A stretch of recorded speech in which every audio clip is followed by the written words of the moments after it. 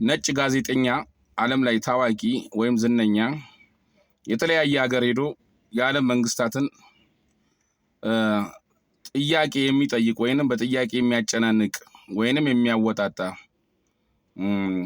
ኢንተርናሽናል ጋዜጠኛ መጥቶ የሆነ ጥያቄ ቢጠይቀኝ የአፍሪካ መሪ ብትሆን ምን ትሆናለህ ብሎ ኢቭን የሆነች ምሳሌ አቅርቦ ቢጠይቀኝ እኔ አፍሪካ ውስጥ ከሚገኙ ሀገራት የአንዱ ሀገር መሪ ሆኜ ብሾም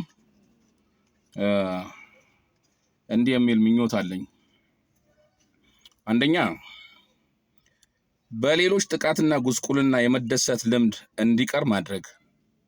ሁለተኛ የሌላውን ሰው ስሜትና ፍላጎት ከራስ ስሜትና ፍላጎት ጋር ሁል ጊዜ ማነጻጸር እንዲቆም ማለት ነው። ሶስተኛው ደግሞ የገዛ ራስህንም የማይገባ ነገር በሚፈልግበት ጊዜ ፍላጎቱን መከልከልና ከወሰኑ እንዳያልፍ በህልና ፍርድ መቅጣት። አያችሁ፣ ያንዳንዱ ፍላጎት ወሰን ሊኖረው ይገባል፣ መገደብ አለበት። ለራስህም ቢሆን ሌላው ቅጠል እየበላ አንተ ስጋ እየበላ ጮማ እየቆረጥክ፣ ሌላው እየከሳ አንተ የምትወፍርበት፣ ሌላው ድርቅ ይዞት ቋንጣ ሰርቶ አንተ ግን ቁንጣን ይዞክ ሆድ ወጥረ ኮንትሮባንድ እንደጫነ ተሳቢ ለየት ነው የጫንኮ ተብለህ እስኪፈረድብህ የምትኖረውን ኑሮ ቀንሰው ነበር። አራተኛ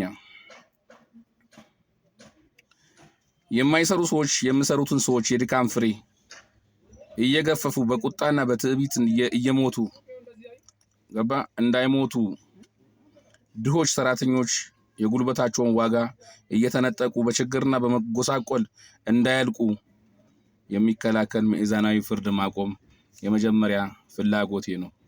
እያንዳንዱን ነገር ቅንፍ ውስጥ ከታለሁ። እያንዳንዱን ነገር ከቅንፍ ስር አላወጣም። ለእያንዳንዱ ነገር ገደብ ሰጣለሁ። ፈትቼ አልለቅም። ይህ ፈረስም ቢሆን ይገራል።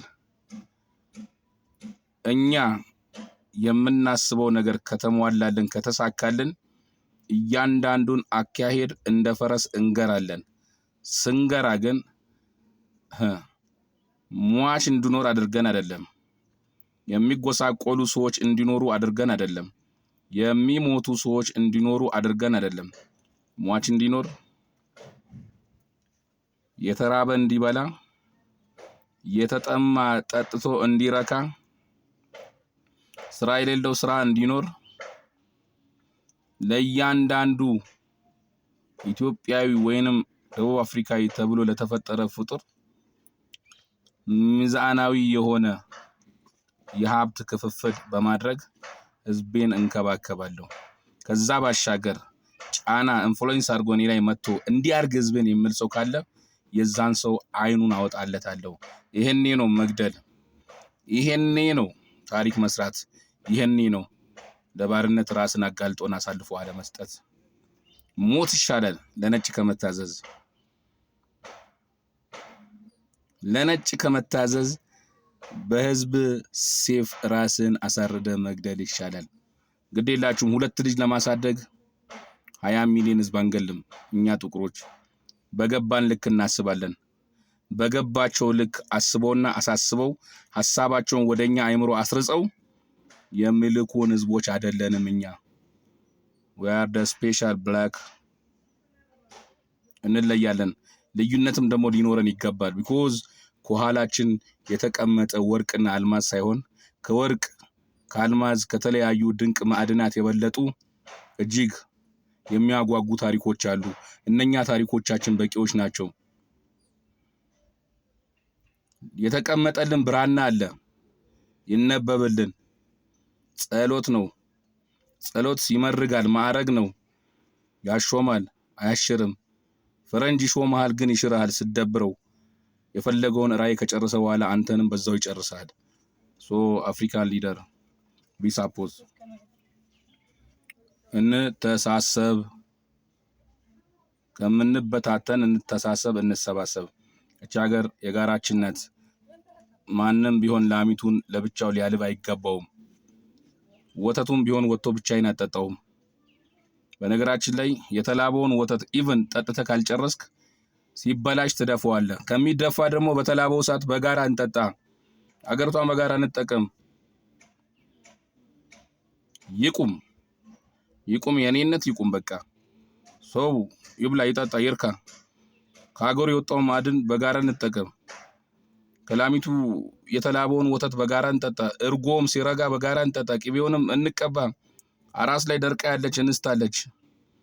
ለዚች ሀገር ወታደርም ሆነ ለማንኛውም ሚዛን መጠበቂያ ልጅን ወልዳ ወንድ ልጅ የምታበረክት እናት አራስ ላይ ቅቤ አታ አናቷ ደርቆ ቤቷ ተኝታለች። በቆዳ ወንበር ላይ። ያ ማለት ምንድነው? መቅረዝ አይደለም። በቆዳ ወንበር ላይ ቃሬዛ ላይ ዛሬ ላይ እያንዳንዱ ኢትዮጵያዊ በእኩልነት ተፈጥሮ የደሃ ልጅ ሆኖ አድጎ ዛሬ አገር እየመራ ሞዝቦል ዳርጋ ላይ እየተዝናና ኢትዮጵያዊቷን የእኩያውን የልጅ ልጅ የእኩያውን የእናቱን እኩያ ልጅ አብረዋ ያደገችው ቃሬዛ ላይ ተኝታ ዞሮ አያየትም። እሱ ግን ከቻይናና ከዱባይ በመጣ መኝታ ላይ ይተኛል። ያርግለት። ይሄ ምቀኝነት አይደለም። ያርግለት፣ ሺህ ጊዜ ያርግለት። ፈርቼም አይደለም፣ ምክንያቱም እድሉ ነው። ዳሩ ግን እድሉን ሲጠቀም የሌሎችንም እድል ሳያከሽፍ መሆን አለበት።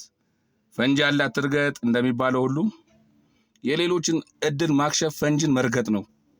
ምክንያቱም የነሱ ባለቤት አለ። ፈንጂን የፈጠረው ሰው ፈንጂ መጥፎ እንደሆነ እንደነገረው ሁሉ እነኝን ሰዎችን የፈጠረ አምላክ አለ። ክፋት መጥፎ፣ ማዳላት መጥፎ እንደሆነ ያስረዳናል፣ ያስተምረናል። ቢ ኬርፉል ኤቭሪ ሊደር። አፍሪካ እንታደግ። አመሰግናለሁ። ለዚህ ጉዳይ በሌላ ጊዜ እመለሳለሁ። ባልወዳደርም አልደራደርም።